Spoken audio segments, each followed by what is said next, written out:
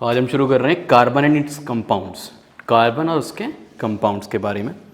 Chapter 4 है ये, class 10th का, अभी हाल फिलहाल ही पढ़ा होगा, बहुत अच्छे से आता होगा, है ना। काफ़ी हद तक कोर्स कंप्लीट हो चुका है, बस ये लास्ट के 2 चैप्टर्स बचे हैं हमारे, कार्बन एंड इट्स कंपाउंड्स और पीरियोडिक क्लासिफिकेशन ऑफ एलिमेंट्स। ठीक है, तो कार्बन एंड इट्स कंपाउंड्स को देख लेते हैं। कार्बन से स्टार्ट करेंगे। कार्बन क्या है? कार्बन एक एलिमेंट है पीरियोडिक टेबल का, है ना। कार्बन जो है पीरियोडिक टेबल का एक एलिमेंट है। कौन से नंबर पे आता है ये? 6 नंबर पे आता है, यानी कि इसका एटॉमिक नंबर जो होता है वो 6 होता है। तो कार्बन से स्टार्ट करते हैं। कार्बन का एटॉमिक नंबर 6 है। 12 इसका एटॉमिक मास या मास नंबर कह सकते हो, है ना। ये बात पता है तुम्हें? अच्छा, ये भी पता होगा कि हम किसी भी एलिमेंट को इस तरह से रिप्रेजेंट करते हैं। शुरू से पूरा पढ़ा है, पूरा बेसिक्स से पढ़ा है ना। तो हम इस तरह से किसी भी एलिमेंट को रिप्रेजेंट करते हैं, एटॉमिक नंबर नीचे लिखते हैं, एटॉमिक मास ऊपर लिखते हैं, तो इसे हम 12C6 लिखेंगे। ठीक। अच्छा, ये तो बात होगी कार्बन की रिप्रेजेंटेशन की। कार्बन इस तरह से रिप्रेजेंट करा जाता है, ये कार्बन है, ये इसका एटॉमिक नंबर हो गया, ये इसका एटॉमिक मास हो गया। तो अगर हम इसके सब एटॉमिक पार्टिकल्स को देखें तो प्रोटॉन इसके अंदर 6 हो सकते हैं, इलेक्ट्रॉन भी 6 होंगे और न्यूट्रॉन कितने हो जाएंगे? वो भी 6 होंगे। तीनों चीज़ें ही 6 होंगी। ठीक है, कैसे पता करते हैं हम न्यूट्रॉन और प्रोटॉन के बारे में? अब तक तो तुमने बहुत ज़्यादा अच्छे क्वेश्चंस कर लिए हैं, किस तरह से न्यूट्रॉन निकालेंगे, तो फिर भी बहुत आसान है। एटॉमिक नंबर जो होता है वही नंबर ऑफ प्रोटॉन्स होते हैं, तो ये 6 हो गए। और 12 - 6 कितना होता है? 6, क्योंकि एटॉमिक मास जो होता है वो प्रोटॉन्स और न्यूट्रॉन्स का सम होता है। तो अगर हम प्रोटॉन को 12 में से माइनस कर देंगे तो न्यूट्रॉन 6 आ जाएंगे। ये तो खैर पुरानी बात होगी किस तरह से हम प्रोटॉन, न्यूट्रॉन और इलेक्ट्रॉन निकालेंगे। हाँ, तो अब आगे आते हैं कि कार्बन जो है वो बहुत ज़्यादा वर्सेटाइल होता है नेचर में। तुम देखोगे कि हर जगह कार्बन के कंपाउंड्स मिलते हैं, हर चीज़ कार्बन की बनी होती है, इवन हम कार्बन के बने हुए हैं। जितने भी पॉलीमर्स आजकल बन रहे हैं, जो भी चीज़ें नई नई बन रही हैं, जैसे प्लास्टिक का जहाँ जहाँ भी यूज़ है या फिर फाइबर का जहाँ जहाँ भी यूज़ है, उन सब चीज़ों में कार्बन ही आता है। सब चीज़ें वो कार्बन से ही बनी होती हैं। ठीक है, हम लोग भी कार्बन से बने हैं। ठीक, हम लोग भी कार्बन से बने हैं और वुड भी कार्बन है, इवन ये फ्लोर जो है ये भी कार्बन है, हर चीज़ कार्बन है ना।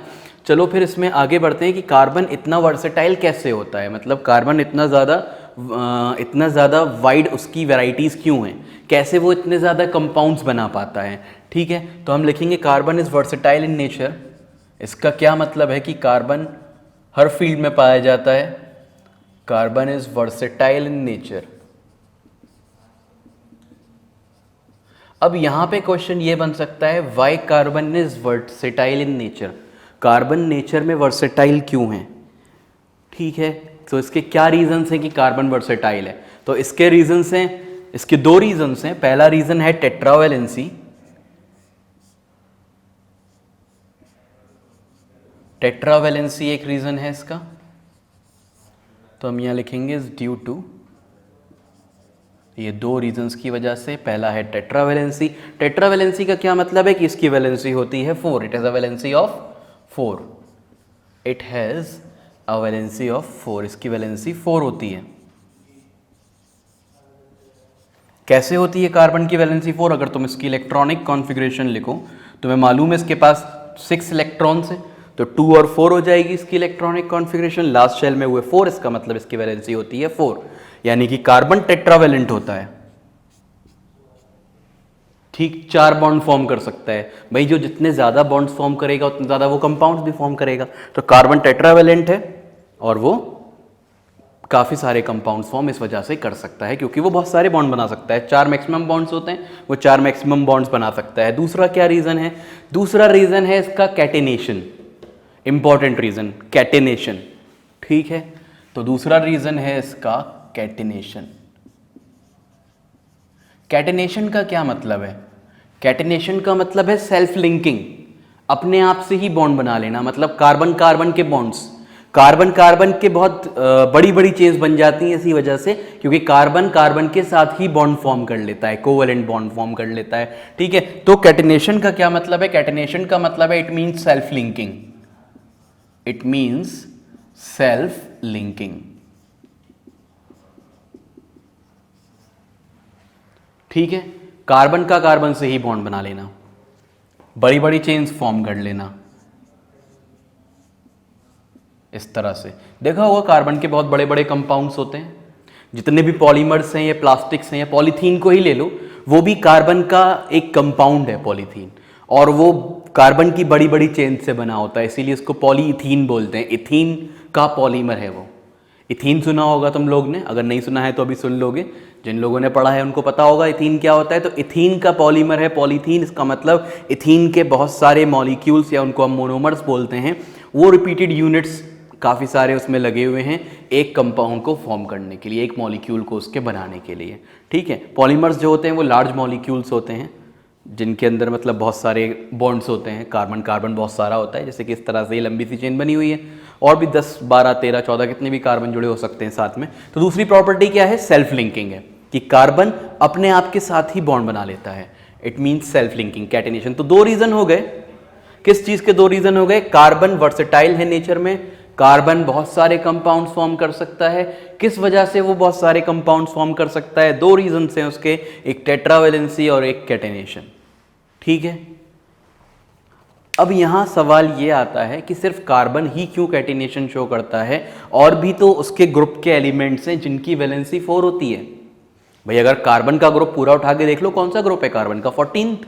अगर 14 ग्रुप देखो तो सभी की वैलेंसी 4 होगी, फिर वो सब क्यों नहीं सेल्फ लिंकिंग कर पा रहे, है ना, क्योंकि टेट्रावेलेंट तो वो भी है, तो वो भी सेल्फ लिंकिंग कर सकते हैं।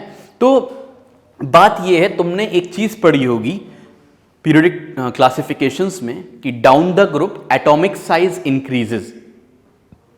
जब हम किसी भी ग्रुप में नीचे की तरफ जाते हैं तो डाउन द ग्रुप क्या होता है, एटॉमिक साइज बढ़ जाता है। जैसे कि कार्बन का ग्रुप अगर ले लो तो इसमें कार्बन के नीचे सिलिकॉन, जर्मेनियम, टिन, लेड, ये कंपाउंड, ये एलिमेंट्स हैं इसके बाद कार्बन के बाद, है ना। तो अब ये जो 4 एलिमेंट्स हैं, तो हम ये कहेंगे इसमें डाउन द ग्रुप अगर साइज बढ़ रहा है तो कार्बन का साइज सबसे कम होगा। ठीक है, तो साइज कम होने से क्या मतलब है भाई, बाकी का साइज बड़ा है, कार्बन का कम है, इसलिए कार्बन फॉर्म कर रहा है। किसी ने रीजन ये दे दिया कि कार्बन का साइज कम है इसलिए वो बड़ी बड़ी चेन्स फॉर्म कर लेता है, बाकी सबका साइज ज्यादा है। तो साइज कम होने से क्या होता है भाई, अगर साइज कम होगा तभी तो वो इजीली इस चेन को मतलब बना पाएगा। अगर साइज ज्यादा होगा तो ये चेन ब्रेक हो जाएगी। अगर साइज किसी एटम का ज्यादा है और वो बहुत बड़ी बड़ी सी चेन्स बना रहा है तो वो चेन ब्रेक हो सकती है, इजीली ब्रेक हो सकती है। अगर साइज छोटा है तो वो चेन बहुत लंबी बन सकती है। ठीक है, तो कार्बन के स्मॉलर साइज की वजह से ये कैटिनेशन इफेक्टिवली शो करता है। तो इस पॉइंट को भी हम लिख सकते हैं कि it shows catenation effectively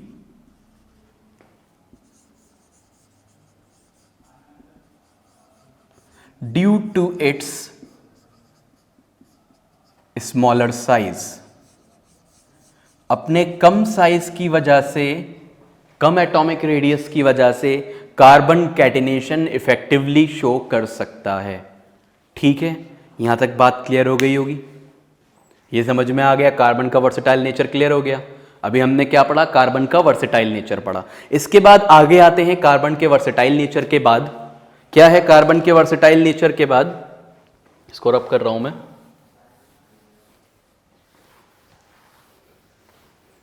carbon के वर्सेटाइल नेचर के बाद है कि कार्बन आयनिक कंपाउंड्स क्यों नहीं फॉर्म करता। भाई कुछ एग्जाम में रीजन ये पूछ सकते हैं कि कार्बन जो है वो आयनिक कंपाउंड फॉर्म क्यों नहीं कर रहा, वो हमेशा कोवेलेंट कंपाउंड क्यों बनाता है, शेयरिंग ऑफ इलेक्ट्रॉन ही क्यों करता है। कार्बन के जितने भी कंपाउंड्स होते हैं सब कोवेलेंट होते हैं, कोई भी आयनिक कंपाउंड कार्बन फॉर्म नहीं करता। ठीक है, कार्बन फॉर्म्स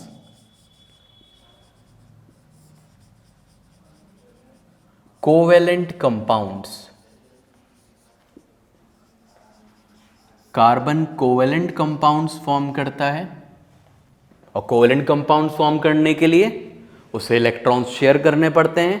अभी लास्ट चैप्टर में मेटल्स एंड नॉन मेटल्स में ही हम डिस्कस कर रहे थे, कोवेलेंट कंपाउंड्स क्या होते हैं, जो शेयरिंग ऑफ इलेक्ट्रॉन से बनते हैं। आयनिक कंपाउंड्स कौन से होते हैं, जो ट्रांसफर ऑफ इलेक्ट्रॉन से बनते हैं, है ना। तो यहां पे हम यही बात कर रहे हैं कि कार्बन कोवेलेंट कंपाउंड्स फॉर्म करता है बाय शेयरिंग इलेक्ट्रॉन्स।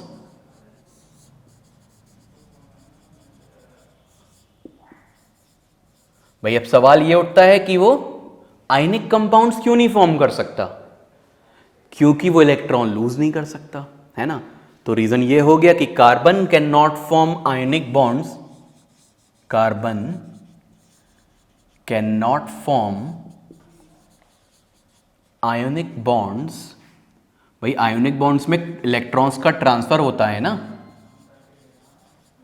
तो carbon can not form ionic bonds because it can not transfer electrons, क्योंकि वो इलेक्ट्रॉन्स को ट्रांसफर नहीं कर सकता। It can not transfer electrons. Electrons transfer करने का क्या मतलब है, या तो वो इलेक्ट्रॉन लूज करेगा या इलेक्ट्रॉन गेन करेगा, यही तो बात है भाई। इलेक्ट्रॉन ट्रांसफर करने का मतलब है जैसे सोडियम और क्लोरीन इलेक्ट्रॉन्स ट्रांसफर करते हैं, सोडियम एक इलेक्ट्रॉन लूज करता है, क्लोरीन जो है वो उसका इलेक्ट्रॉन गेन कर लेता है, सोडियम क्लोराइड फॉर्म हो जाता है ना। ये तो होता है, मतलब दोनों में अट्रैक्शन होता है, उसके बाद फॉर्म होता है। तो वहां क्या हो रहा है कि सोडियम इलेक्ट्रॉन लूज कर रहा है, सोडियम और क्लोरीन इलेक्ट्रॉन गेन कर रहा है। यहां पे क्या है कि कार्बन इलेक्ट्रॉन लूज कर ही नहीं सकता। पहली बात तो ये वो ट्रांसफर नहीं कर सकता। ट्रांसफर करने का क्या मतलब है, ना तो वो लूज कर सकता है इलेक्ट्रॉन और ना ही गेन कर सकता। अब ये देख लेते हैं कि वो लूज क्यों नहीं कर सकता इलेक्ट्रॉन और गेन क्यों नहीं कर सकता। ठीक है, इस बात को देख लेते हैं कि कार्बन इलेक्ट्रॉन लूज क्यों नहीं कर पाता है और कार्बन इलेक्ट्रॉन गेन क्यों नहीं कर पाता है। तो भाई अच्छा, कार्बन को अगर इलेक्ट्रॉन लूज करने तो कितने करने पड़ेंगे, देखते हैं। इलेक्ट्रॉनिक कॉन्फ़िगरेशन देख लेते हैं कार्बन की क्या है। वापस से इलेक्ट्रॉनिक कॉन्फ़िगरेशन की तरफ आते हैं। अभी टेट्रावैलेंसी की टाइम बताई थी थोड़ी देर पहले ही। तो इलेक्ट्रॉनिक कॉन्फ़िगरेशन जो कार्बन की है वो है 2 और 4। तो इलेक्ट्रॉनिक कॉन्फ़िगरेशन क्या है कार्बन की, 2-4 है इलेक्ट्रॉनिक कॉन्फ़िगरेशन कार्बन की। ठीक है ना। तो अब ये कार्बन जो है वो अगर उसे इलेक्ट्रॉन लूज करने हैं तो ये क्या करेगा, या तो 4 इलेक्ट्रॉन लूज कर दे। भाई 4 ही तो लूज करेगा, एक तो करेगा नहीं ना 2 करेगा। क्यों 4 करेगा, क्योंकि लास्ट शेल में इसके फिर 2 हो जाएंगे 4 लूज करके। और 2 का मतलब है ये शेल हो गई पूरी फिल्ड, और अगर लास्ट शेल फिल्ड है तो एटम होता है स्टेबल।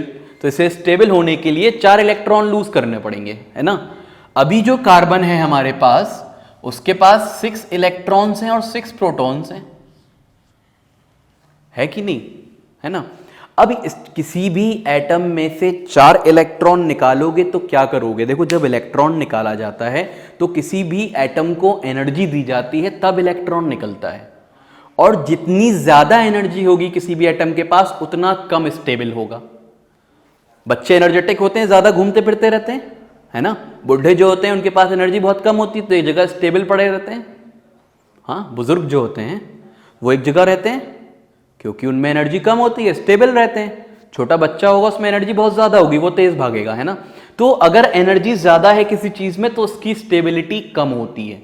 ठीक, तो अगर हम इसके 4 इलेक्ट्रॉन निकालेंगे तो इसको हम एनर्जी बहुत ज्यादा देंगे। 4 इलेक्ट्रॉन निकालने के लिए इतनी एनर्जी देनी पड़ेगी कि ये अनस्टेबल हो जाएगा और ये C4+ आयन फॉर्म नहीं कर पाएगा।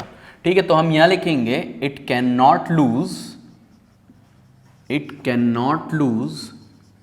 तो पहला पॉइंट है लूज करने के ऊपर, it can not lose 4 electrons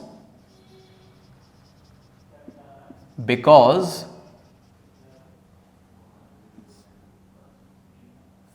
while losing 4 electrons it will gain a large amount of energy। तो large amount of energy gain करेगा ये और अनस्टेबल हो जाएगा एंड बिकम्स अनस्टेबल। ठीक है, तो ये 4 इलेक्ट्रॉन लूज नहीं कर सकता क्योंकि 4 इलेक्ट्रॉन लूज करने पे उसको बहुत ज्यादा अमाउंट में एनर्जी देनी पड़ेगी और ये अनस्टेबल हो जाएगा। तो ये बात यहां पे क्लियर हो गई होगी कि कार्बन, हमने क्या पढ़ा, कार्बन आयनिक कंपाउंड्स फॉर्म नहीं करता। क्यों नहीं करता, क्योंकि it can not lose electrons, क्योंकि इसे 4 इलेक्ट्रॉन लूज करने पड़ेंगे और 4 इलेक्ट्रॉन लूज करने के लिए बहुत ज्यादा एनर्जी वो गेन करेगा जिससे कि वो अनस्टेबल हो जाएगा। ठीक है, नेक्स्ट पॉइंट पे आते हैं, सेकंड पॉइंट पे कि वो 4 इलेक्ट्रॉन अब गेन क्यों नहीं कर सकता। तो अब देखो फिर से कार्बन की इलेक्ट्रॉनिक कॉन्फ़िगरेशन को देखते हैं। K में 2, L में 4, so it has 6 electrons and 6 protons। है ना, 6 इलेक्ट्रॉन है, 6 प्रोटॉन है इसके पास। अब अगर ये 4 इलेक्ट्रॉन गेन करेगा, C4 माइनस, जब ये यहां पे C था, जब ये C4 माइनस बन जाएगा, ये कार्बन लिखा है C, ये इलेक्ट्रॉनिक कॉन्फ़िगरेशन, जब ये C4 माइनस बन जाएगा, इलेक्ट्रॉन हो जाएंगे 10 और प्रोटॉन वही 6 रहेंगे, है ना। प्रोटॉन में तो कोई चेंज आता नहीं है, प्रोटॉन होते हैं न्यूक्लियस के अंदर, तो ना तो वो लूज कर सकता ना गेन कर सकता। तो अब इसने 4 इलेक्ट्रॉन अगर इसने गेन करे C4 माइनस बनाने के लिए, तो C4 प्लस बनाएगा या C4 माइनस बनाएगा। तो अगर ये C4 माइनस फॉर्म करेगा, इसका मतलब है कि इसने 4 इलेक्ट्रॉन गेन कर लिए, तो इलेक्ट्रॉन हो गए 6 से 10, 6 और 4 10, प्रोटॉन उतने ही रहे। अब जो 6 प्रोटॉन हैं, 6 positively charge proton 10 negatively charge electrons को होल्ड नहीं कर पाएंगे, क्योंकि पॉजिटिव और नेगेटिव चार्ज में इनइक्वलिटी बहुत ज्यादा हो जाएगी। ठीक है, पॉजिटिव और नेगेटिव चार्ज में इनइक्वलिटी बहुत ज्यादा हो जाएगी। तो हम कह सकते हैं कि वो जो 6 प्रोटॉन हैं वो 10 इलेक्ट्रॉन को होल्ड नहीं कर पाएंगे। ठीक है, तो हम यहां लिखेंगे it can not gain 4 electrons because 6 protons cannot hold 10 electrons। ठीक है, 6 प्रोटॉन 10 इलेक्ट्रॉन को होल्ड नहीं कर सकते। ठीक,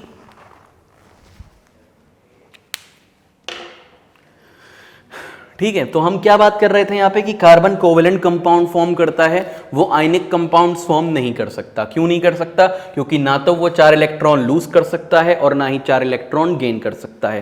क्यों लूज और गेन नहीं कर सकता? लूज इसलिए नहीं कर सकता क्योंकि उसके लिए एनर्जी बहुत ज्यादा लेनी पड़ेगी उसको, और वो अनस्टेबल हो जाएगा। और गेन क्यों नहीं कर सकता? क्योंकि अगर 4 इलेक्ट्रॉन गेन कर लेगा तो 10 इलेक्ट्रॉन हो जाएंगे उसके पास, और 10 इलेक्ट्रॉन जो है वो 6 प्रोटॉन को हैंडल नहीं कर सकते। ठीक है, तो यहां तक बात क्लियर हो गई होगी, ये समझ में आ गया होगा, है ना।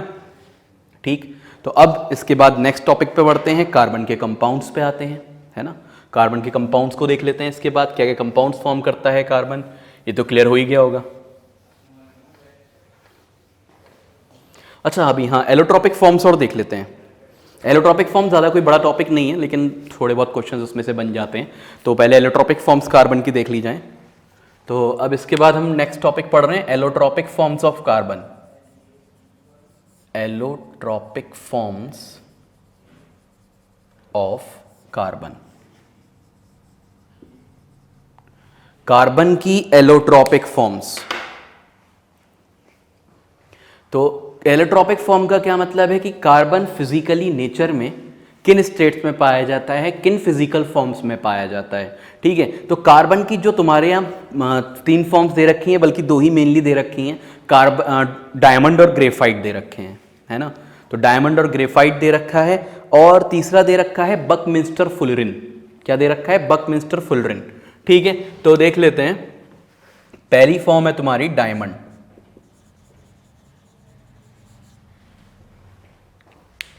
डायमंड के बारे में अगर बात करें तो इसमें जो कार्बन एटम्स हैं वो टेट्राहेड्रली अरेंज्ड होते हैं। ठीक है, मतलब कि टेट्राहेड्रन किस तरह होता है? टेट्राहेड्रन को अगर तुम समझो तो एक क्वाड्रिलेटरल के ऊपर, क्वाड्रिलेटरल समझते हो, 4 साइडेड पॉलीगन होता है क्वाड्रिलेटरल, है ना। उस क्वाड्रिलेटरल के ऊपर 4 ट्राइंगल्स लगा दो ऐसे, 2 इधर और 2 इधर। ठीक है, तो ये टेट्राहेड्रल बन जाएगा तुम्हारा। तो ऐसे टेट्राहेड्रल वे में अरेंज होते हैं डायमंड में कार्बन एटम्स। ठीक है, तो इसमें हम लिखेंगे कार्बन एटम्स आर अरेंज्ड इन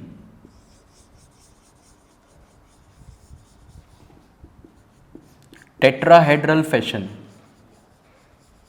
तो टेट्राहेड्रल फैशन में अरेंज्ड होते हैं।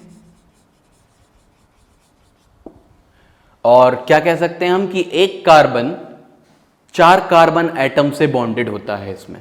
ठीक है, क्योंकि कार्बन 4 बॉन्ड फॉर्म कर सकता है। तो a carbon atom is bonded to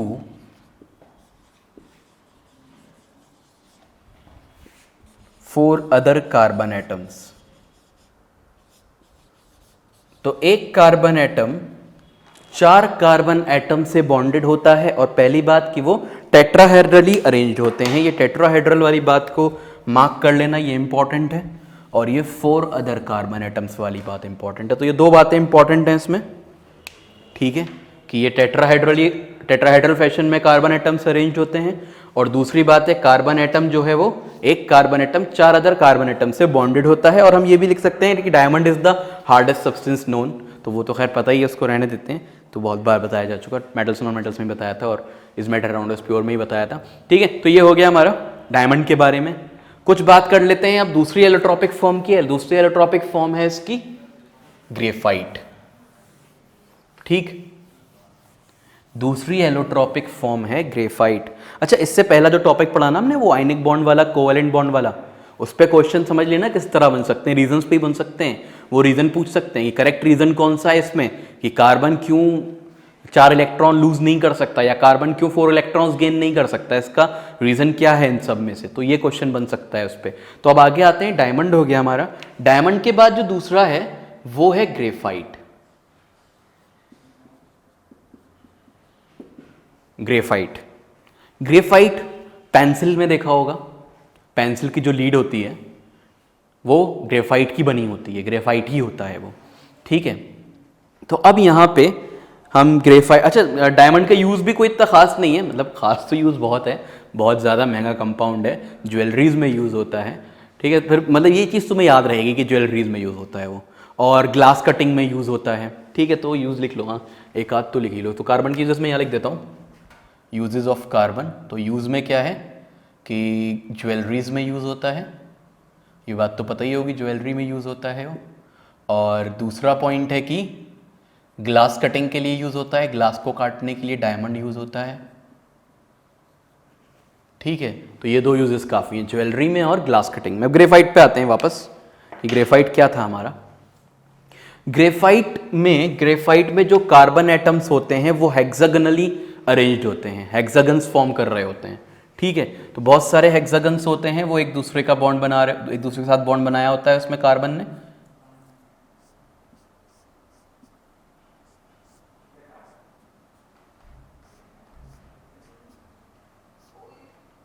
इस तरह से बहुत सारी हेक्सागोनल लेयर्स होती हैं, नीचे भी एक आध लेयर होगी ऐसे ही,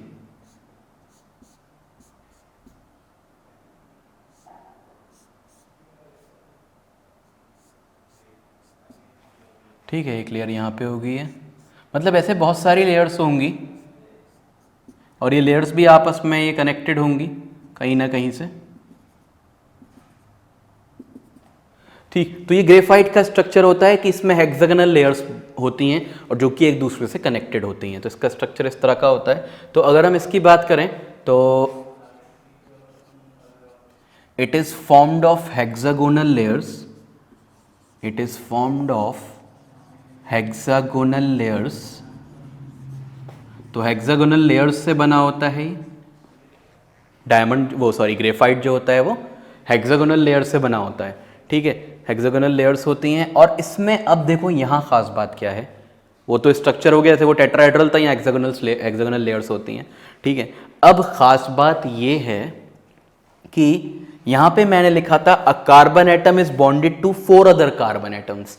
यहाँ पे क्या है, यहाँ पे मेन बात ये है a carbon atom is bonded to 3 carbon atoms. एक कार्बन एटम 3 कार्बन एटम से बॉन्डेड होता है इसमें, ठीक है। A carbon atom is bonded to 3 other carbon atoms. तो यहां पे एक कार्बन एटम 3 से ही बॉन्डेड होता है, जबकि वो 4 बॉन्ड बना सकता है, लेकिन सिर्फ 3 से ही बॉन्डेड है, यानी कि एक इलेक्ट्रॉन हो गया उसके पास फ्री। उस फ्री इलेक्ट्रॉन की वजह से ग्रेफाइट कंडक्ट्स इलेक्ट्रिसिटी, क्योंकि एक कार्बन जो है वो 3 कार्बन से कनेक्टेड है, और कार्बन इसमें होंगे बहुत सारे, भाई कार्बन एटम तो बहुत सारे होंगे ना, एटम्स तो एक थोड़ी एक ही एटम होता है किसी चीज में, बहुत सारे कार्बन एटम्स होंगे। तो यानी कि एक एक फ्री इलेक्ट्रॉन हर कार्बन एटम के पास होगा। ग्रेफाइट में जितने भी कार्बन हैं, हर कार्बन एटम के पास एक फ्री इलेक्ट्रॉन होगा, है ना।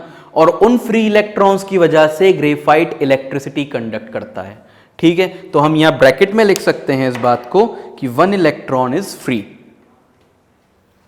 यहां पे ये बात लिख लेना, 1 इलेक्ट्रॉन इज फ्री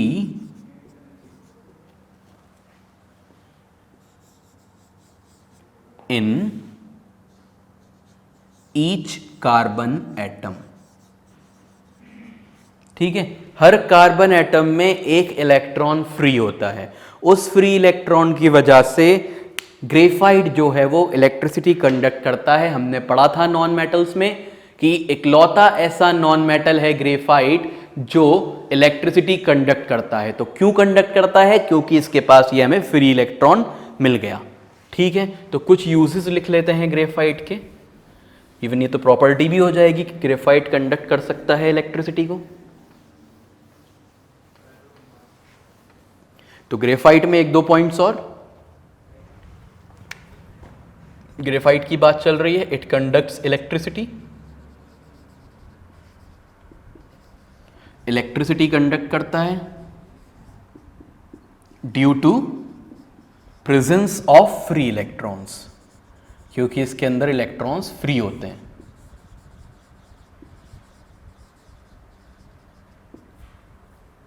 और दूसरी बात, एक बात और कि इसकी ये जो लेयर्स है ना, ये मूवेबल होती हैं, एक दूसरे के ऊपर मूव कर सकती हैं। इन लेयर्स के मूव होने की वजह से ये बहुत अच्छा सॉलिड ल्यूब्रिकेंट भी है। ल्यूब्रिकेंट्स क्या होते हैं? जैसे ऑयल होता है, उसको चेन में लगाते हो साइकिल की या बाइक की चेन में भी लगाया जाता है ग्रीस और ऑयल, ताकि वो चेन सही से काम करे, स्मूथली चले, फ्रिक्शन कम हो जाए। तो फ्रिक्शन कम करने के लिए जो चीजें लगाई जाती हैं वो ल्यूब्रिकेंट्स कहलाती हैं। ग्रेफाइट इकलौता ऐसा सब्सटेंस है जो कि सॉलिड ल्यूब्रिकेंट है। ठीक है, तो हम लिख सकते हैं it is a solid lubricant. It is a solid lubricant. क्यों है ये सॉलिड ल्यूब्रिकेंट? क्योंकि इसकी जो हेक्सागोनल लेयर्स हैं वो एक दूसरे के ऊपर मूव कर सकती हैं, बिकॉज इट्स हेक्सागोनल लेयर्स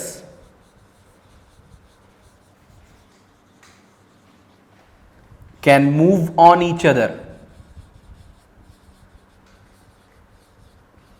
क्योंकि इसकी हेक्सागोनल लेयर एक दूसरे के ऊपर मूव कर सकती हैं। ठीक है, अब इसमें लास्ट जो है वो है बकमिंस्टर फुलरिन। तीसरा है बकमिंस्टर फुलरिन। इसके बारे में ज्यादा अभी डिस्कवरी तो हो गई है काफी सारी, लेकिन तुम्हारी बुक में नहीं है इसके बारे में, इसलिए बकमिंस्टर फुलरिन को जो है बस इतना समझ लो, it has a football like structure. क्या लिखेंगे? It has a football like structure. तो इसका फुटबॉल जैसा स्ट्रक्चर होता है। जो हेक्सागन्स और पेंटागन्स होते हैं फुटबॉल के अंदर, वैसे इसमें भी हेक्सागन्स और पेंटागन्स होते हैं। ठीक है, चलो फिर, तो ये तुम्हारी कार्बन के एलोट्रोपिक्स फॉर्म हो गई। अब इसके बाद कार्बन के कंपाउंड्स पे चलते हैं।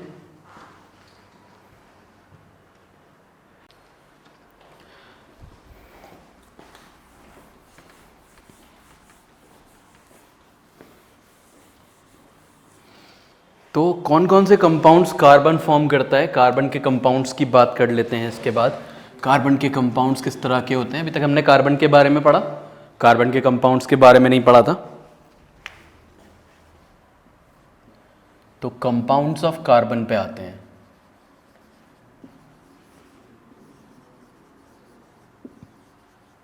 हाँ भाई, तो कंपाउंड्स ऑफ कार्बन में जो पहली क्लास है वो है हाइड्रोकार्बन्स की।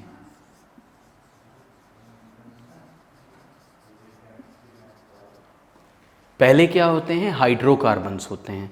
हाइड्रोकार्बन्स नाम से ही पता लग रहा है कि इसमें हाइड्रोजन होगा और कार्बन होगा, है ना।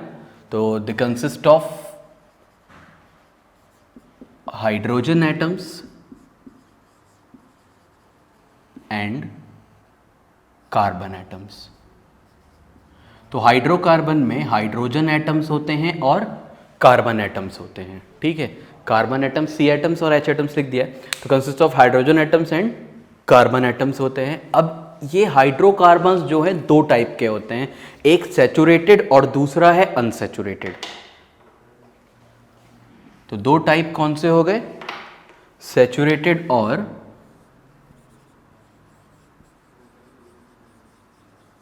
Saturated hydrocarbons and unsaturated hydrocarbons. ठीक है भाई। तो सैचुरेटेड हाइड्रोकार्बन्स में सबसे पहले हम पढ़ेंगे, इसमें एक ही होता है वैसे भी, एल्केन्स। मतलब तुम्हारे लेवल पे एक है, वैसे तो क्लासिफिकेशन ये काफ़ी ज़्यादा ब्रॉड है, हम यहाँ पे सिर्फ वही डिस्कस कर रहे हैं जो अभी तुम्हारे लेवल पे दिया हुआ है।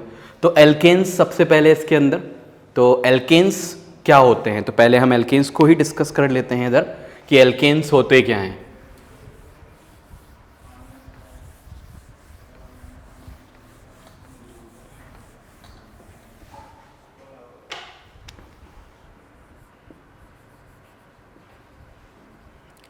एल्केन्स, अगर किसी कंपाउंड का, किसी कार्बन हाइड्रोजन वाले कंपाउंड का, किसी हाइड्रोकार्बन का जनरल फॉर्मूला इस तरह का है कुछ, CnH2n+2, ऐसे जनरल फॉर्मूला वाले कंपाउंड्स कहलाते हैं एल्केन्स, जिनका जनरल फॉर्मूला ये होता है। मतलब अगर मैं N की जगह 1 पुट करूं तो तुम्हें मिल जाए CH4, अगर मैं N की जगह 2 पुट करूं तो तुम्हें मिल जाए C2H6, अगर मैं N की जगह 3 पुट करूं तो तुम्हें मिल जाए C3H8, ऐसे C4H10, C5H12। मतलब जितने कार्बन होंगे उसके डबल से 2 ज़्यादा हाइड्रोजन होंगे। अगर यहाँ पे 1 है तो 1 का डबल 2 होता है, 2 + 2 4, 2 का डबल 4 होता है, 4 + 2 6, 3 का डबल 6 होता है, 6 + 2 8। यानी कि डबल करना है कार्बन एटम्स का और उसमें 2 ऐड कर देना है। तो इस तरह से हम एल्केन्स का जनरल फॉर्मूला लिख सकते हैं। ये एल्केन्स का जनरल फॉर्मूला हो गया। इस जनरल फॉर्मूले को फॉलो करने वाले कंपाउंड्स क्या कहलाएंगे, एल्केन्स कहलाएंगे। ठीक है। अब यहां पे कुछ खास बातें हैं, पढ़ रखी होंगी या नहीं पढ़ी हैं तो अब समझ लो कि अगर कहीं तुम्हें एक कार्बन दिख रहा है, इनकी नेमिंग की बात कर लेते हैं, इधर कर लेते हैं, ये तो क्लासिफिकेशन बाद में ही बन जाएगी। इसमें अनसैचुरेटेड में मैं इसको जगह छोड़ देना थोड़ी सी इसके लिए, अभी जैसे जैसे चैप्टर बढ़ता जाएगा वैसे वैसे इसको मैं बताता जाऊंगा। ठीक है। हाँ तो भाई, तो अब एल्केन्स के पहले नॉमेनक्लेचर पे आते हैं, इसकी नेमिंग पे आते हैं। नेमिंग ऑफ एल्केन्स, नेमिंग, या फिर नेमिंग को हम नॉमेनक्लेचर भी बोल सकते हैं, नेमिंग और नॉमेनक्लेचर।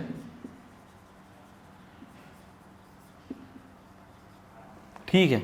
तो नेमिंग और नॉमेनक्लेचर में हम इसकी नेमिंग किस तरह से करते हैं। अगर हमें एक कार्बन दिखाई दे रहा है, 1 कार्बन है कहीं पे, तो उसको बोला जाता है मेथ। क्या बोला जाता है, मेथ बोला जाता है। ये सबके लिए सही है, सिर्फ हाइड्रोकार्बन्स के लिए ही सही नहीं है 1 कार्बन को मेथ बोलते हैं। Alcohols, phenols, ether, carboxylic acid, जितनी भी चीजें तुम आगे पढ़ोगे जाके, सब में एक कार्बन अगर कहीं है तो उसमें नाम मेथ ही आएगा, METH, मेथ। 2 कार्बन्स के लिए एथ आ जाता है, 3 कार्बन्स के लिए प्रोप, 4 कार्बन्स के लिए आता है ब्यूट, BUT, ब्यूट। ठीक है। अब देखो यहां क्या है, ये 4 ही तुम्हें याद करना मुश्किल है, क्योंकि इसके बाद का जो है वो तुमने जब पॉलीगन्स पढ़े होंगे तो उसमें याद कर रखा होगा कि 5 कार्बन को हम 5 साइड वाले पॉलीगन को पेंटागन बोला जाता था। तो वैसे ही यहाँ पे पेंट आ गया, PENT। 6 वाले को बोला जाता था हेक्सागन, तो यहाँ आ गया हेक्स। 7 वाले को बोला जाता था हेप्टागन, तो यहाँ आ गया हेप्ट। 8 वाले को बोला जाता था ऑक्टागन, तो यहाँ आ गया ऑक्ट। 9 वाले को बोला जाता था नॉनेगन, तो ये आ गया नॉन। और 10 वाले को बोला जाता है डेकागन। ठीक है। तो 1 कार्बन वाला हो गया मेथेन, 2 कार्बन वाला एथ, 3 कार्बन वाला प्रोप, 4 वाला ब्यूट। ये 4 बस तुम्हें याद रखने पड़ेंगे, बाकी सब अपने आप याद हो जाएंगे जितने भी हैं। जिनको नहीं आता है, जिनको याद है बहुत अच्छी बात है। ठीक है। तो ये 4 याद करना थोड़ा मुश्किल पड़ेगा, तो बस इनको याद कर लो, बाकी तो तुमने 6th क्लास से पढ़ रखे होंगे, है ना, और पहले से पढ़ रखे होंगे। ठीक है। तो ये हमारा हो गया कितने कार्बन होंगे तो हम क्या नाम देंगे। अब एल्केन्स के लिए हम क्या करेंगे, पर्टिकुलरली एल्केन्स के लिए, एल्केन्स की ये तो सब, ये जनरल चीज हो गई, जनरल नेमिंग ऐसे ही करनी है तुमको, मतलब सभी की नेमिंग ऐसे करनी है। अल्कोहल हो, एल्डिहाइड हो, कार्बोक्सिलिक एसिड हो, कीटोन हो, सबकी नेमिंग इसी तरीके से करनी है। ठीक है। लेकिन अब एल्केन की बात करें तो एल्केन में एक सफिक्स और यूज हो जाता है इसके साथ। सफिक्स क्या होता है, ANE। सफिक्स क्या लग जाता है, ANE लग जाता है।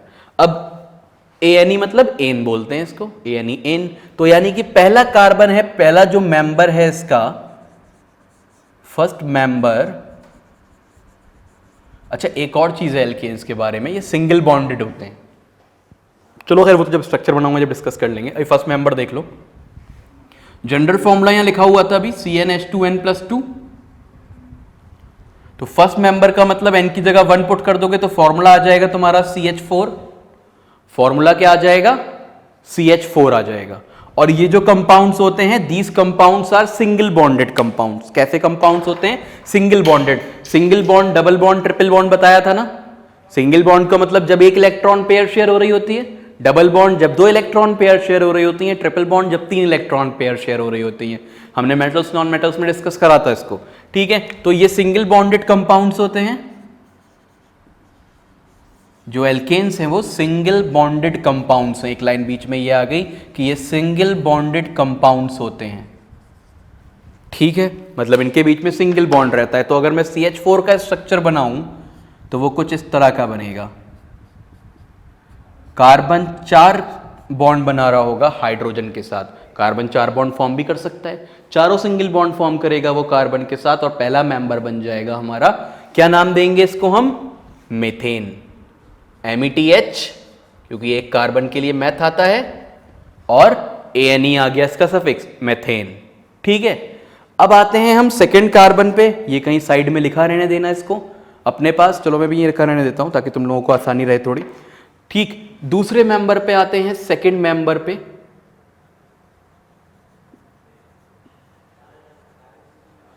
सेकंड मेंबर क्या हो जाएगा?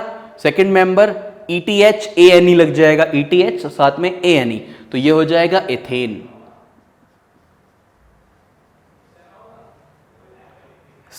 एथेन का फॉर्मूला क्या होगा? N की जगह लगा दो 2, क्या में हो जाएगा? C2H6, ठीक है, C2H6 हो जाएगा।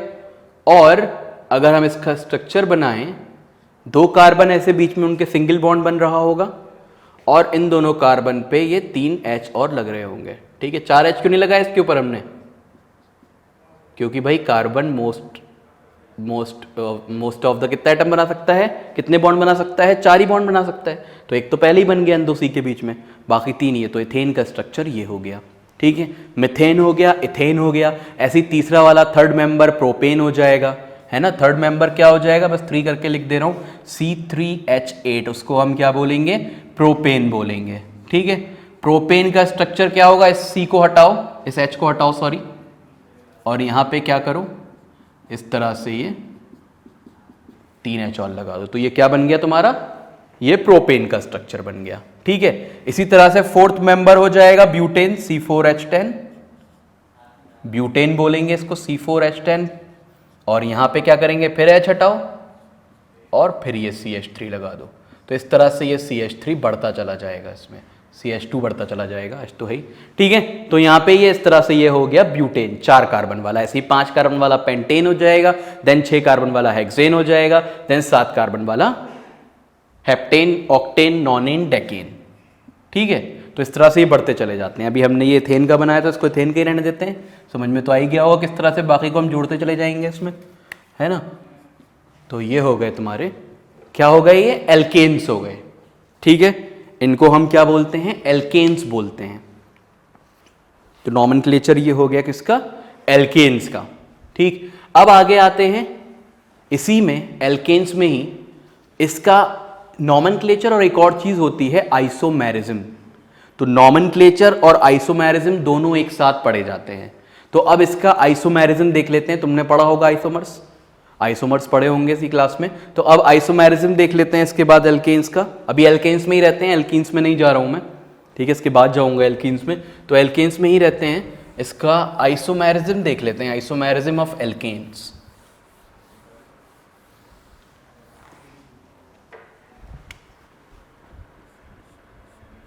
Isomerism of alkanes.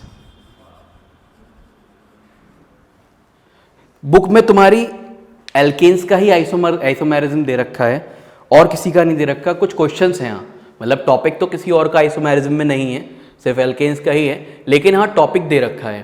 टॉपिक नहीं सॉरी क्वेश्चन दे रखा है, तो वो क्वेश्चन मैं डिस्कस कर लूंगा इसके बाद कि वो किसका क्वेश्चन है क्या है। पहले इसको देख लेते हैं, आइसोमेरिज्म ऑफ एल्केन्स को। आइसोमेरिज्म का मतलब क्या है? आइसोमेरिज्म वर्ड आया आइसोमर्स से। आइसोमर्स क्या होते हैं? आइसोमर्स का मतलब है कि दो कंपाउंड्स ऐसे जिनका फॉर्मूला बिल्कुल सेम हो लेकिन स्ट्रक्चर डिफरेंट हो। ठीक है, तो आइसोमर्स उन्हें बोलते हैं कंपाउंड्स हैविंग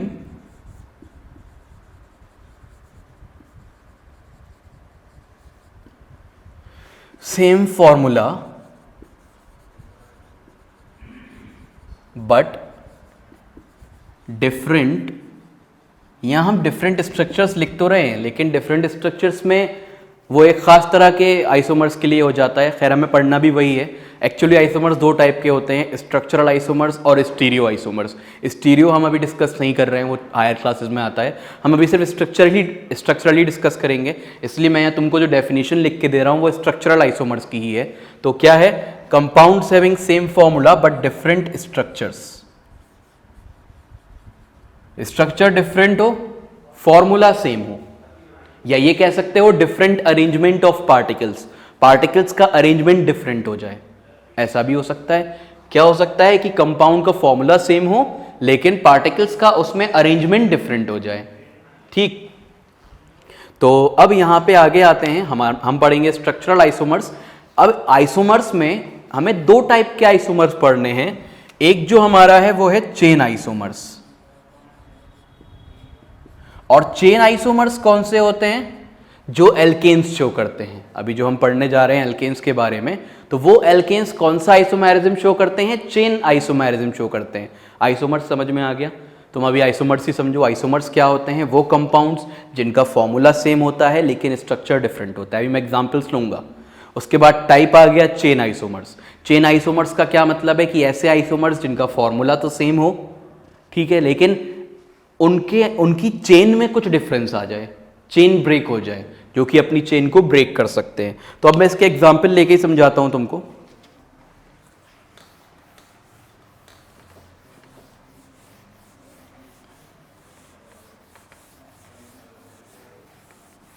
तो पहले हम बात करते हैं किसकी? मीथेन की। देखते हैं मीथेन के कितने आइसोमर्स होते हैं। मीथेन क्या है? CH4। मीथेन के कितने आइसोमर्स होंगे? 9 आइसोमर्स, क्योंकि इसमें एक ही कार्बन है। कहाँ से स्ट्रक्चर चेंज करोगे? सिर्फ H की पोजीशन चेंज करोगे तो उससे कुछ होगा नहीं। हमने इसका स्ट्रक्चर देखा था ना, ये था सिंपल सा स्ट्रक्चर था इसका, ये 4 H लगे हुए थे। तो इसमें क्या चेंज कर लोगे? कुछ चेंज नहीं कर सकते। ये H हटा के यहाँ लगा दोगे, यहाँ लगा, तो बात तो वही है ना, है तो वो हाइड्रोजन एटम ही। ठीक, तो जो मीथेन है उसका कोई आइसोमर नहीं होता क्योंकि हम इसका स्ट्रक्चर चेंज नहीं कर सकते। इथेन भाई, उसमें कोई चेन में भी कुछ तुम ब्रेक नहीं कर सकते क्योंकि चेन वहाँ है ही नहीं, एक ही कार्बन है। चेन आइसोमर्स की बात करें तो चेन में भी कोई डिफरेंस नहीं आ सकता उसकी, क्योंकि सिर्फ एक ही कार्बन है इसके अंदर। अब इसके बाद इथेन पे आते हैं। इथेन का फॉर्मूला है C2H6। ठीक है, इसका स्ट्रक्चर क्या था? इसमें 2 कार्बन जुड़े हुए थे। अब एक कार्बन को तुम दूसरे से ही जोड़ोगे, कहीं और लेके जा नहीं सकते क्योंकि 2 ही हैं वो। इसको घुमा दो तो ये नीचे हो जाएगा, लेकिन बात तो वही रहेगी, चेन तो ब्रेक नहीं हो सकती ना कि तुम इसको उठा के किसी और कार्बन पे लगा दो, कोई और कार्बन है ही नहीं। ले दे कि यही कार्बन है तो इसके भी कोई आइसोमर नहीं होते, नो आइसोमर। प्रोपेन का भी कोई आइसोमर नहीं होता इसी तरह से। अगर हम प्रोपेन को देखें तो प्रोपेन का फॉर्मूला क्या है? C3H8 है। ठीक है, C3H8 में यहाँ 3 कार्बन होते हैं। इस तरह से ये स्ट्रक्चर होता है, बना के भी दिखाया था मैंने पीछे अभी। इसमें क्या करोगे? ये कार्बन तोड़ोगे यहां लगाओगे तब भी वही बात है, कंटिन्यूएशन में रहेगा वो।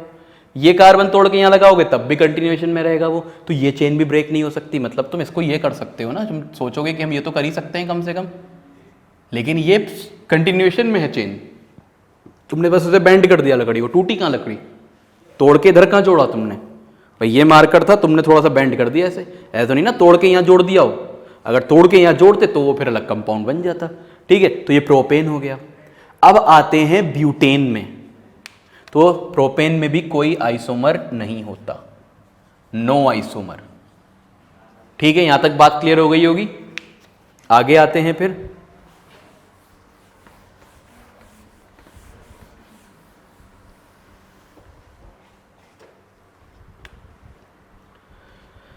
देखो बात ये है, जैसे जैसे तुम ये पढ़ते जाओगे ना, इसमें तुम्हारा नॉमेनक्लेचर भी आता चला जाएगा। ठीक, तो ब्यूटेन पे आते हैं।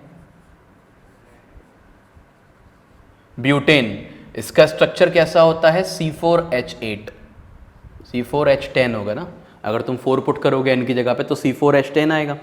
इसका जो हम स्ट्रक्चर फॉर्म करेंगे वो कैसे करेंगे? ये इस तरीके से, H ड्रॉ नहीं कर रहे हैं अभी, ये बस 4 कार्बन दिखा रहे हैं इसमें। ठीक है, H ड्रॉ कर सकते हो, उसमें कोई बात नहीं है, सिंपल रखने के लिए स्ट्रक्चर को मैं H ड्रॉ नहीं कर रहा हूँ। इसमें तुम क्या कर सकते हो कि एक और कर सकते हो, यहाँ इसको लगा सकते हो। तुमने क्या करा, इस कार्बन को तोड़ के यहाँ लगा दिया। अब तो तोड़ के इधर लगा, यहाँ से तोड़ा और इस बीच वाले पे लगा दिया, तो ये डिफरेंट हो गया, चेन में डिफरेंस आ गया यहाँ। ठीक है, इन दोनों का नाम भी डिफरेंट हो जाएगा, तो सीधा सीधा ब्यूटेन है। ये क्या बन गया? ये प्रोपेन बन गया, क्योंकि जो कंटिन्यूएशन चेंज है, तुम कंटिन्यूएशन में जो चेन है वो 3 कार्बन की है, तो इसे हम प्रोपेन बोलेंगे। और सेकंड पोजीशन पे क्या लगा है? यहाँ पे मिथाइल लगा हुआ है, तो ये क्या हो जाएगा? 2 मिथाइल प्रोपेन। मतलब एक कार्बन लगा है ना, एक कार्बन को क्या बोलते हैं? मिथेन।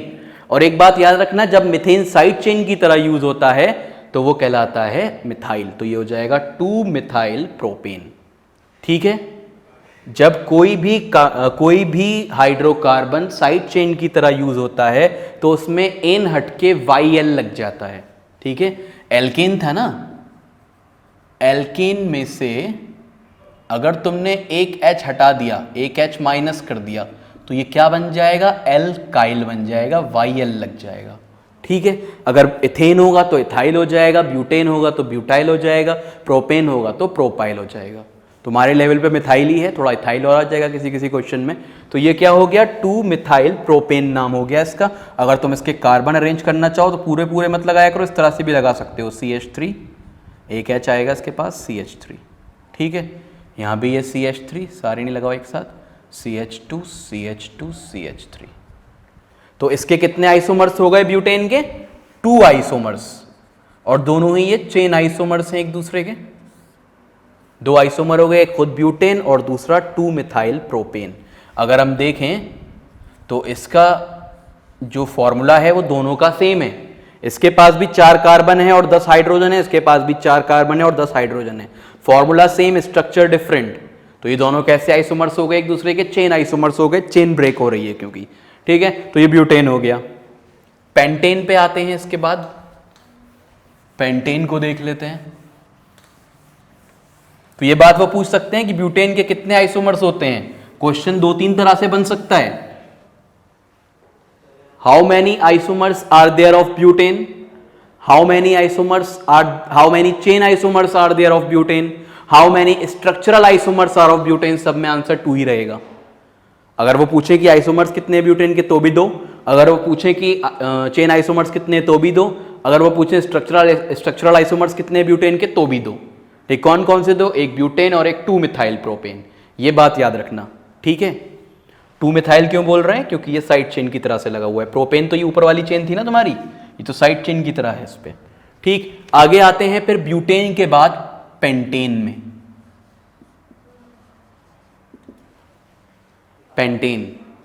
पेंटेन का फॉर्मूला क्या हो जाएगा? 5 पुट कर दो उसी फॉर्मूले में जो था CnH2n+2 में, तो तुम्हें मिल जाएगा C5H12। क्या मिल जाएगा? C5H12। ये सीधा सीधा एक स्ट्रक्चर फॉर्म कर लेता हूं मैं इसका। ये बन गया मेरा 1 2 3 4 5 6 का बन गया, तो चलो 5 का बनाते हैं। ठीक है, तो ये बन गया पेंटेन। इसमें क्या हो सकता है? इस कार्बन को तोड़ूं मैं, यहां लगा दूं, हो सकता है ना। ये कार्बन मैंने यहां से तोड़ के यहां लगा दिया, एक तो ये हो गया। अब तुम कहोगे कि इस कार्बन को तोड़ के यहां लगा दिया जाए, तो ये पोजीशन भी सेम ही रहेगी। चाहे इधर से देखो चाहे इधर से देखो, दूसरे ही नंबर पे पड़ेगा, वो एक ही बात रहती है। अगर मैं इसे तोड़ के यहां ना लगा के यहां लगाऊंगा तो तुम सोच रहे होगे कि हमें ये भी मिल जाएगा, ये भी मिल सकता है। तो ये दोनों चीजें सेम ही हैं, दोनों चीजें बिल्कुल सेम है, ये एक ही बात है, नाम एक ही होगा इनका। अब जो तीसरी चीज बन सकती है वो ये बन सकती है कि तुम इस कार्बन को तोड़ के यहां लगा दो।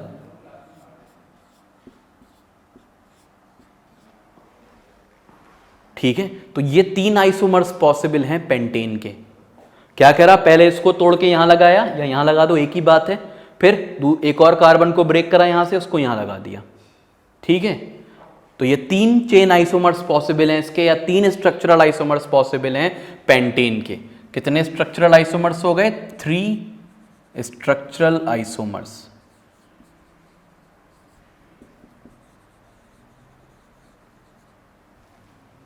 ठीक है, तो 3 स्ट्रक्चरल आइसोमर्स हो गए। इसका नाम तो तुम्हें पता ही है, पेंटेन है सीधे सीधे। भाई H तो लगा सकते हो ना, H इस पे 3 आ जाएंगे। H कैसे देख के लगाओगे? ये देख लो कार्बन बॉन्ड कितने बना रहा है। कार्बन टोटल बॉन्ड बनाता है 4, है ना। यहाँ पे सिर्फ एक ही बना रहा था तो हमने 3 H लगाए। यहाँ कार्बन 2 बना रहा था, एक इधर और एक इधर, ये इसके में भी काउंट होगा, इसके में भी काउंट होगा, तो एक इधर और एक इधर, तो 2 H लगा दिए। इसके पास भी 2 लगा देंगे H, इसके पास भी 2 लगा देंगे, और यहाँ पे CH3। ठीक है, बाकी H अपने आप देख लेना, आप समझ में आ गया होगा। तो अब ये तो पेंटेन हो गया, इसका नाम क्या होगा? ये जो सीधी सीधी चेन दिख रही है दोनों में, क्या दिख रही है? ये ब्यूटेन की चेन दिख रही है। किसकी? ब्यूटेन की, क्योंकि 4 कार्बन है इसके अंदर, और सेकंड पोजीशन पे लगा हुआ है मिथाइल, 2 मिथाइल ब्यूटेन। ठीक है, तो ये हो जाएगा हमारा 2 मिथाइल ब्यूटेन। दोनों का ही नाम 2 मिथाइल ब्यूटेन होगा, क्योंकि ये सी बताया था ना, ये CH3 कहलाएगा, इसको मिथाइल बोलेंगे, है ना। यहाँ पे भी था ये भी CH3 है, ये CH बनाएगा, ये CH2, ये CH3। ठीक है भाई, समझ में आ गया होगा। ऐसे ही उधर वाले में हो जाएगा। तो ये 2 मिथाइल ब्यूटेन। मिथाइल क्यों कह रहे हैं इसको? मीथेन में से एक हाइड्रोजन निकल गया तो वो मिथाइल बन गया। अब ये देखते हैं यहाँ क्या है। ये यहाँ तो 3 CH3 लगे हुए हैं, क्या हो जाएगा ये? यहाँ पे पहले सबसे लंबी चेन देखो, सबसे लंबी चेन हो गई है हमारी, लॉन्गेस्ट चेन ये हो गई। ठीक है, तो अब इसमें क्या है, ये हम क्या बोल सकते हैं? 3 कार्बन की है तो ये प्रोपेन हो गया। 3 कार्बन वाले में क्या हो जाएगा? इसे हम प्रोपेन बोलेंगे, 3 कार्बन की है तो। ठीक, अब इसमें 2 मिथाइल लगे हुए हैं सेकंड पोजीशन पे, तो एक मिथाइल को खाली मिथाइल लिखते तो यहां हम लिखेंगे डाई मिथाइल प्रोपेन, लेकिन वो है कौन सी पोजीशन पे? सेकंड पोजीशन पे हैं दोनों। तो ये हो जाएगा 2,2 डाई मिथाइल, इसे हम बोलेंगे अब 2,2 डाई मिथाइल प्रोपेन। क्या बोलेंगे? 2,2 di methyl propane. 2,2 di methyl propane क्यों? क्योंकि सेकंड पोजीशन पे 2 मिथाइल लगे हुए हैं, इसलिए ये 2,2 डाई मिथाइल प्रोपेन हो जाएगा। ठीक है, 2,2 डाई मिथाइल प्रोपेन। समझ में आया? तो पेंटेन के 3 आइसोमर्स हैं, खुद पेंटेन, दूसरा 2 मिथाइल ब्यूटेन, तीसरा 2,2 डाई मिथाइल प्रोपेन। तो इसे हम 2,2 डाई मिथाइल प्रोपेन क्यों कह रहे हैं? क्योंकि 2 मिथाइल ग्रुप लगे हुए हैं सेकंड पोजीशन पे, दोनों की पोजीशन इंडिकेट करनी पड़ेगी। 2,2 डाई मिथाइल प्रोपेन हो गया ये। ठीक है, यहां तक क्लियर हो गया होगा? गुड। अब एक और चीज है यहाँ पे, ये अच्छा, ये जो नेमिंग कहलाती है ना, मिथाइल इथाइल जैसे प्रोपेन जो लिख रहे हैं, ये IUPAC नेमिंग कहलाती है। ये सब क्या कहलाते हैं? IUPAC नेम्स कहलाते हैं। तो ये सब क्या है? IUPAC नेम्स है। यहां मैं लिख सकता हूं कि ये IUPAC नेम है, ये भी IUPAC नेम है,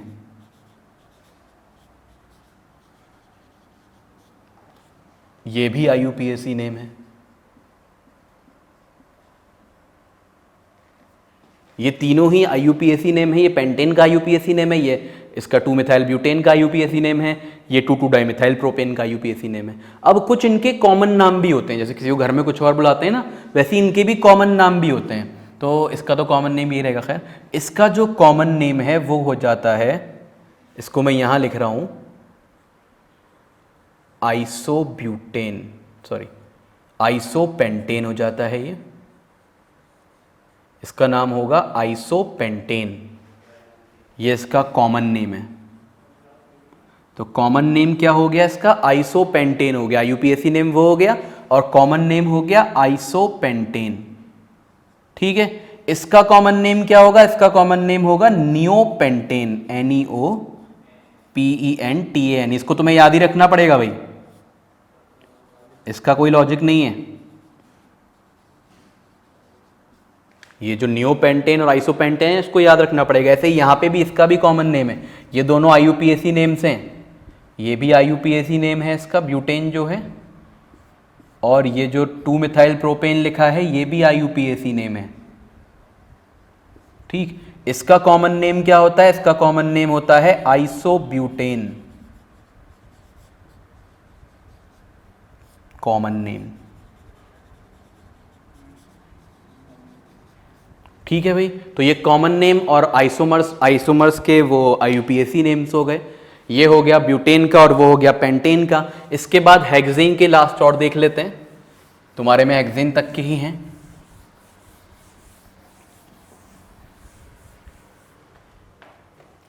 तो हेक्सेन के देख लेते हैं। हेक्सेन का फॉर्मूला क्या होगा? अगर 6 पुट कर दो C6H14 हो जाएगा।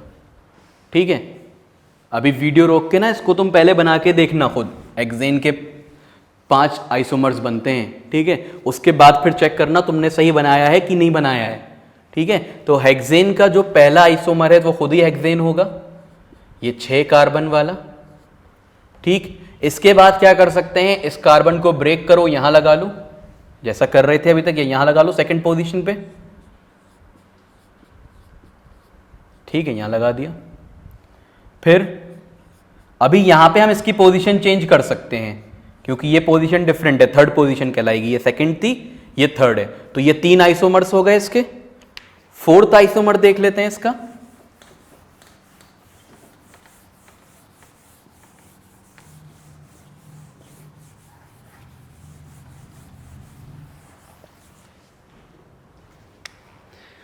फोर्थ आइसोमर देख लेते हैं इसका। फोर्थ में क्या हो जाएगा? अब इसको तुम चेंज नहीं कर सकते, तुम चाहो कि यहां फोर्थ पोजीशन पे ले आओ तो वापस से सेकंड हो जाएगी। तो ये 4 कार्बन, एक यहां लगा दो, एक यहां लगा दो, मतलब एक यहां से ब्रेक करके यहां और लगा दिया।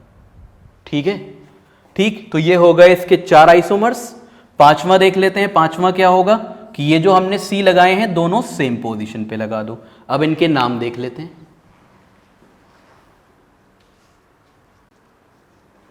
ठीक है, तो इसका नाम देख लेते हैं। ये हो जाएगा हमारा हेक्सेन सीधे सीधे, क्योंकि 6 कार्बन का है। H तुम लोग खुद अरेंज कर सकते हो, सीख गए होगे। हेक्सेन हो गया। इसका नाम क्या होगा? सेकंड पोजीशन पे मिथाइल लगा हुआ, ये CH3 तो कहलाएगा, तो इसका नाम हो जाएगा 2 मिथाइल। और कितने कार्बन की चेन है ये? 5 कार्बन की। 5 कार्बन वाला कहलाता है पेंटेन, तो ये हो गया 2 मिथाइल पेंटेन। ठीक है, फिर यहां पे ये थर्ड पोजीशन पे आ रहा है मिथाइल, इसमें वही 5 कार्बन की चेन है, तो ये हो जाएगा 3 मिथाइल पेंटेन। ठीक, यहां देखते हैं इसका नाम क्या होगा। अगर हम इसकी सीधी सीधी चेन देखें तो ये क्या है? ब्यूटेन, 4 कार्बन वाला है, ब्यूटेन है। और सेकंड और थर्ड पोजीशन पे लगा है मिथाइल, 2 मिथाइल है तो डाई मिथाइल आएगा।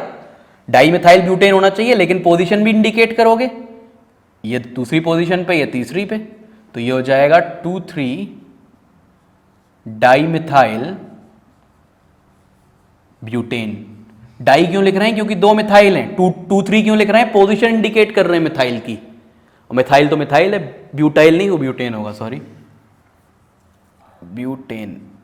ठीक है भाई, 2,3 डाई मिथाइल ब्यूटेन। ऐसे यहां देख लो, ये क्या हो जाएगा? ये भी 4 कार्बन का है और सेकंड पोजीशन पे ये दोनों मिथाइल, तो 2,2 पोजीशन इंडिकेट कर दी। फिर आ गया डाई मिथाइल ब्यूटेन आ गया। ठीक है, 2,2 डाई मिथाइल ब्यूटेन। ठीक है, तो ये तुम्हारे हेक्सेन के 5 आइसोमर्स हो गए। तो तुम लिख सकते हो हेक्सेन के 5 आइसोमर्स होते हैं। अभी तक हमने पढ़ा, हम आइसोमर्स पढ़ रहे थे। ब्यूटेन के होते हैं 3 आइसोमर्स, सॉरी ब्यूटेन के 2 होते हैं, पेंटेन के 3 आइसोमर्स होते हैं, और हेक्सेन के होते हैं 5। पांचों के नाम लिख लिए। ठीक है, चलो फिर बाकी इसके आगे का हम कंटिन्यू करेंगे नेक्स्ट लेक्चर में। अभी तक हमने एल्केन्स पढ़ लिया है, एल्कीन्स और एल्काइंस बाकी हाइड्रोकार्बन्स में, फिर और भी कंपाउंड्स होते हैं वो भी बाकी हैं, तो वो नेक्स्ट लेक्चर में डिस्कस करेंगे।